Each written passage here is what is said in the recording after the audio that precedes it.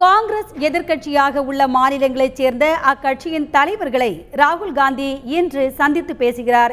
இது குறித்த கூடுதல் தகவல்களோடு எமது டெல்லி செய்தியாளர் சலீம் காத்திருக்கிறார். அவரிடம் கேட்கலாம். சலீம், சொல்லுங்க, டெல்லியில ராகுல் காந்தி தலைமையில இன்று நடைபெறுகின்ற காங்கிரஸ் கட்சியின் கூட்டம் குறித்த விவரங்களை விரிவா சொல்லுங்க. இந்த கூட்டம் மதியம் 3 மணிக்கு நடைபெறுகிறது. இந்தியாவில் மொத்தம் 29 மாநிலங்கள் இருக்கு. 9 மாநிலங்கள்ல காங்கிரஸ் ஆட்சியில் இருக்கிறது. பல மாநிலங்களில் காங்கிரஸ் எதிர்க்கட்சி அந்தஸ்தில் இருக்கிறது. இப்போ ராகுல் காந்தி என்ன பண்றாரு அப்படின்னா, எதிர்க்கட்சி அந்தஸ்தில் காங்கிரஸ் எந்த மாநிலங்கள் இருக்குதோ அந்த மாநிலத்தில் காங்கிரஸ் எப்படி செயல்படுகிறது, ஒரு பொறுப்புள்ள எதிர்க்கட்சியாக செயல்படுகிறதா, என்னென்ன இஷ்யூஸ் முன்வைக்குது, மொத்தத்தில் செயல்பாடு எப்படி இருக்கு அப்படின்னு சொல்லி தெரிஞ்சுக்கிறதுக்காக இந்த மீட்டிங்கை கூட்டியிருக்கார். மதியம் 3 மணிக்கு இந்த மீட்டிங் நடைபெறும். எல்லாரும் டெல்லியில் வந்திருக்காங்க. தமிழகத்தில் காங்கிரஸ் எதிர்க்கட்சி அந்தஸ்தில் இல்லை அப்படிங்கிறதால தமிழகத்திலிருந்து யாரும் இந்த மீட்டிங்க்கு வரவில்லை. மற்ற மாநிலங்களில் எங்கெல்லாம் எதிர்க்கட்சி அந்தஸ்தில் இருக்கோ ராகுல் காந்தி சந்திக்கிறார். மெயினாக எதுக்காக சந்திக்கிறார் அப்படின்னா, நாளைக்கு காங்கிரஸ் செயற்குழு இருக்கிறது. அது காங்கிரஸை பொறுத்தவரையில் பெரிய கூட்டம், பெரிய மீட்டிங். அதற்கு முன்னாடி மாநிலத்தில் காங்கிரஸுடைய செயல்பாடுகள் எப்படி இருக்கிறது என்பதை தெரிந்து கொள்ளவே ராகுல் காந்தி இந்த கூட்டத்தை கூட்டியுள்ளார். நாளை நடைபெறும் காங்கிரஸ் செயற்குழு கூட்டத்தில் கட்சியின் தலைவரா ராகுல் காந்தி தேர்ந்தெடுக்கப்பட வாய்ப்பு இருக்கா?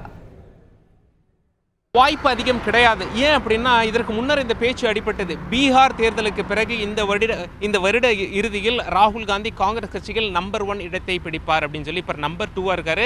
சோனியா காந்தி அவர்கள் தான் நம்பர் 1. பட் அதுக்கு எந்த அறிகுறியும் இல்லை அப்படின்னு சொல்லிட்டு காங்கிரஸ் வட்டாரங்களில் பேசி பார்க்கும்பொழுது தெரிகிறது. ஏன் அப்படின்னா, அடுத்த வருடம் முக்கிய தேர்தல்கள்லாம் இருக்குது. தமிழகத்தில் தேர்தல் உள்ளது, மேற்கு வங்கத்தில் தேர்தல் உள்ளது, கேரளா, அசாம் போன்ற மாநிலங்கள்லாம் தேர்தல் இருக்கு.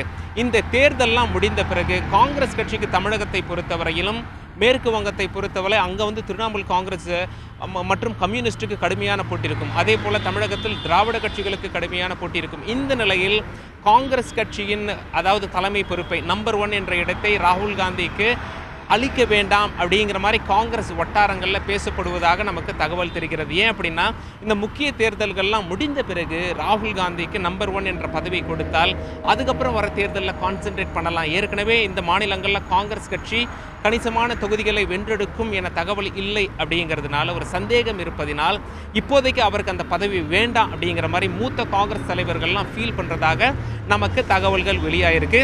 நாளைக்கு முக்கியமாக இந்த மீட்டிங்கில் என்ன பேசுவாங்க அப்படின்னா, மத்தியில் பாஜகவை எப்படி எதிர்கொள்வது.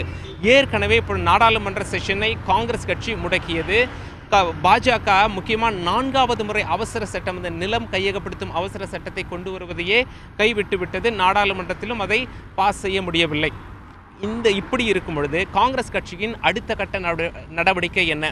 இந்த மாத இறுதியில் மீண்டும் நாடாளுமன்றம் செஷனை கூட்டலாம் என்ற பாஜக ஒரு பக்கம் திட்டம் தீட்டி கொண்டிருக்கிறது.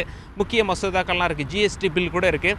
காங்கிரஸ் கட்சி இப்போவே ஒன்று கூடி வியூகம் வகுக்க தயாராகி விட்டார்கள். ஒருவேளை நாடாளுமன்றம் கூடுமானால் காங்கிரஸ் கட்சியின் செயல்பாடு எப்படி இருக்க வேண்டும், இல்லை என்றால் பொதுவாக பாஜகவை எப்படி எதிர்த்து செயல்படுவது, என்னென்ன வியூகம் வகுப்பது என்றெல்லாம் பேசப்படும் அப்படிங்கிற மாதிரி காங்கிரஸ் வட்டாரங்களில் பேசி பார்க்கும்போது நமக்கு தகவல் தெரிவிக்கிறாங்க.